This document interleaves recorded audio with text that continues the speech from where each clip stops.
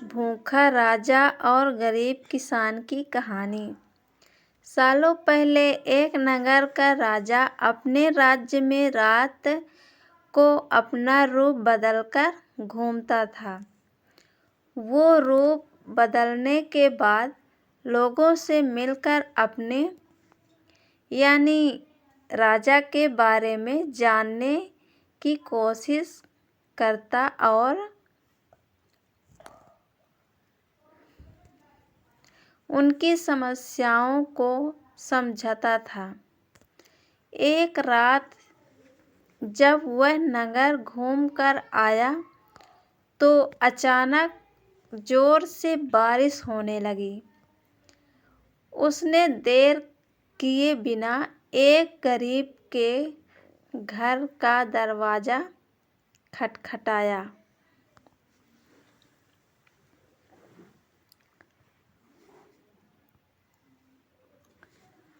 राजा के दरवाजा खटखटाने के बाद घर से एक व्यक्ति निकला। वह एक गरीब किसान था जो अपनी पत्नी और बच्चों के साथ रहता था।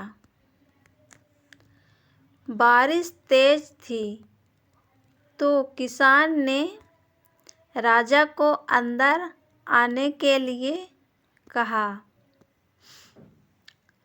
राजा ने घर में जाने के बाद पूछा, क्या आप मुझे कुछ खिला सकते हैं? मुझे बहुत तेज भूख लगी है।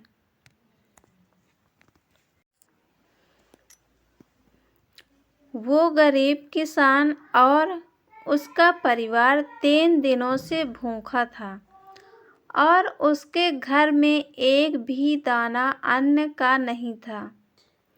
किसान ने मन में हुआ कि भले ही हम भूखे हैं लेकिन अपने अतिथि को यूं भूखा नहीं रख सकते।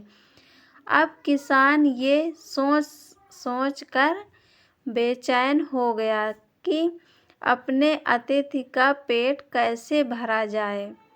तभी उसने घर के सामने वाली दुकान से चावल चुराने की तरकीब सोची। उसने सिर्फ अतिथि के लिए ही 2 मुट्ठी चावल लिया और उसे पकाकर राजा को खिला दिया।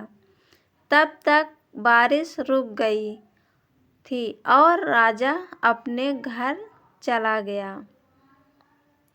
दूसरे दिन दुकान का मालिक अनाज की चोरी की शिकायत लेकर राजा के पास पहुंचा।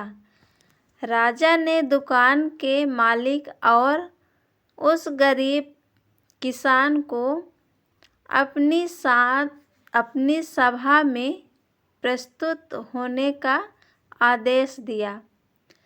सबसे पहले सभा में पहुंचे किसान ने राजा के सामने जाकर अपनी चोरी का इल्जाम कबूल कर लिया और बीती हुई रात की पूरी बात राजा को बता दी।